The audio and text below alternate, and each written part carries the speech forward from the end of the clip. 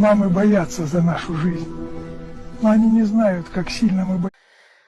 Otaxon juda chiroyli gapirdi. Shu gapiga anam qo'shimcha qilmoqchiman. Bitta haqiqat bor. Shu haqiqatni bilib o'ylar. Sizni bu dunyoda o'zidan 1000 bor ortiq ko'rib yaxshi ko'rgan inson faqat u sizni onangiz. Onangizdan boshqa hech qaysi inson sizni shunchalik yaxshi ko'rmaydi.